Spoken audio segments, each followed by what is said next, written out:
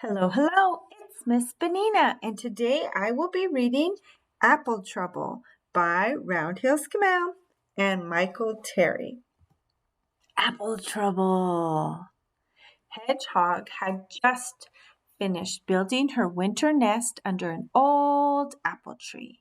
Not too large and not too small, just right for a nice long winter sleep. Suddenly, a juicy red apple landed on her back. "Ouch!" squeaked Hedgehog. Plop! She curled into a spiny ball, hoping it would fall off. But when she uncurled, the juicy red apple was still there. Hedgehog tried to squeeze herself and the apple into the beautiful new nest, but could she get in? No, she could not with the apple on her back. The nest was too small. Oh dear. Squirrel, scurrying past with an armful of brown nuts, stopped to help. "Stand still. I'll push the apple off," he said. And he pushed, and he struggled, and he heaved, and he tugged. But the juicy red apple stayed where it was. Worse still, 3 of Squirrel's brown nuts got caught in Hedgehog's spines. So now she had a juicy red apple and 3 brown nuts on her back. "Oh dear," wailed Hedgehog. "Winter is coming and I can't get into my nest. What will I do?" "Try rolling on your back," snorted Pig, trotting up. "That'll get rid of it all." Hedgehog threw herself on the ground. Her little legs paddled in the air as she twisted and wiggled and rolled. "Has it all gone?" she asked hopefully, scrambling to her feet. Pig shook his head. "No." The juicy red apple and the 3 brown nuts were still there. So were the small green pear and a crumpled brown leaf. "Oh dear," sighed Hedgehog, rolling her eyes. But up in the sky, sailing towards Hedgehog, she saw a colorful piece of paper. "Oh no!" she cried. This way and that she ran as fast as she could.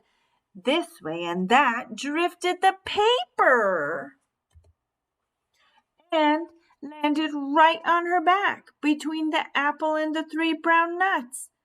"It's not fair," cried Hedgehog, who now had a juicy red apple, 3 brown nuts, a small green pear, a crumpled brown leaf, and a colorful piece of paper on her back. "I'll never get into my nest." Hedgehog pattered to the pond and gazed at her reflection in the water. "Hello, Hedgehog.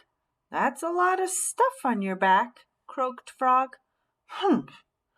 I'm trying to get rid of it," sniffed Hedgehog. "Dive," said Frog. "That'll wash it off."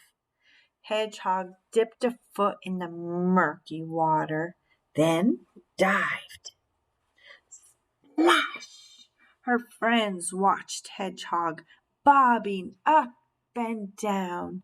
The juicy red apple, the 3 brown nuts, the small green pear, and the crumpled brown leaf, and the colorful piece of paper were still there. So was a pink water lily. "Glug, glug, glug," gurgled Hedgehog as the others heaved her out of the water. She did look funny.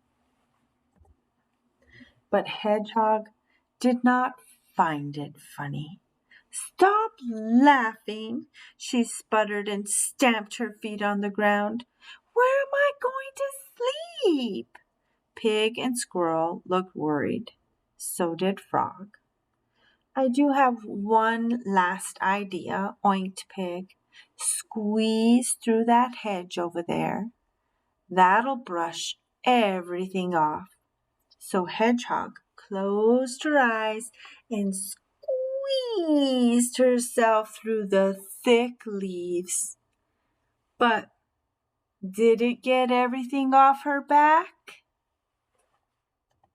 No, it did not. It was all still there.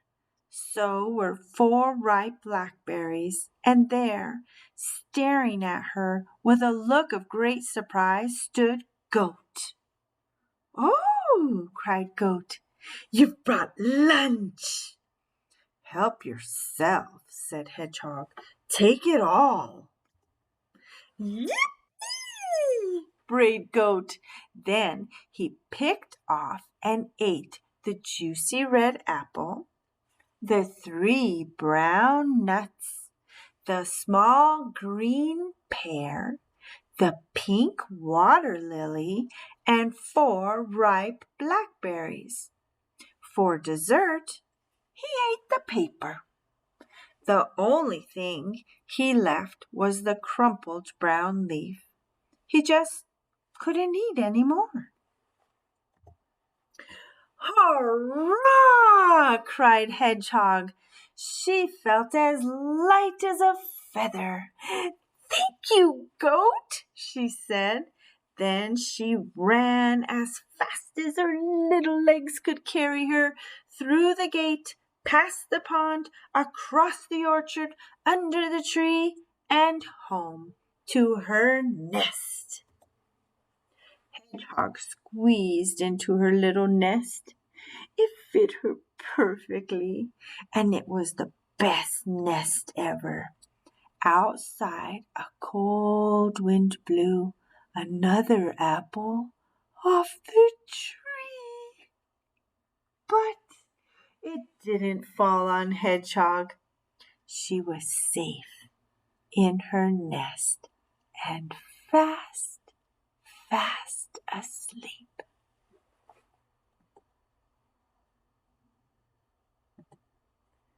The end. Bueno, bye.